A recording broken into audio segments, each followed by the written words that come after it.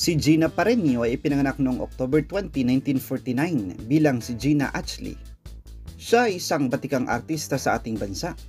Nag-umpisang sumikat si Gina sa mga pelikula noong 1963 at higit siyang nakilala noong 1966 kasama sina Blanca Gomez, Shirley Moreno, Dindo Fernando, Edgar Salcedo at marami pang iba.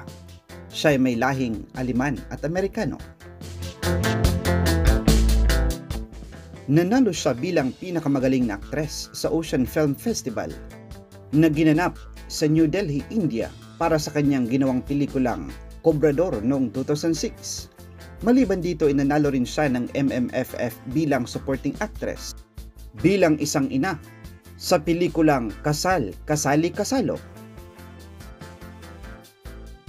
Isa rin si Gina sa mga kinilalang aktres ng 61st Festival noong 2008 kasamang aktres na si Jacqueline Jose sa kanilang pagganap sa pelikula Service ni Brillante Mendoza.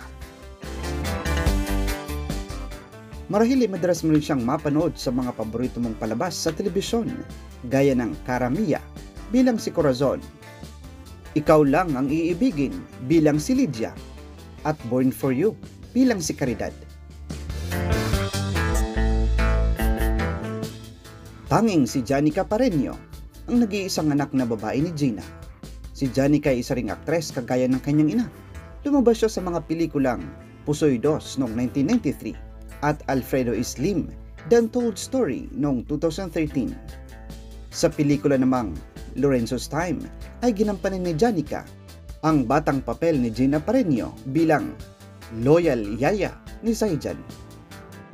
Aksidente lamang ang nangyaring pagganap noon ni Janica sa pelikulang iyon dahil naghahanap umano si Direk Jerome Pubukan ng batang gaganap sa tauhan ni Gina. At nagkataon naman na kasama noon si Janica sa taping ng kanyang ina, kaya't kinuha siya ng direktor bilang batang Gina Pareño.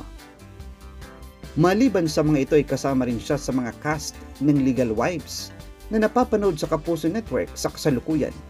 Matatandaan na gumawa pa ng ibang pelikula si Janica noong 1990s. Ngunit sa isang interview ay inamin ng aktres na hindi talaga ang pagiging aktres ang nais niyang gawin, kaya't mahabang taon ang hindi siya naging aktibo sa showbiz industry. Pumayag lamang umano siya noon dahil sa pinilit siya ng kanyang ina na mag-artista.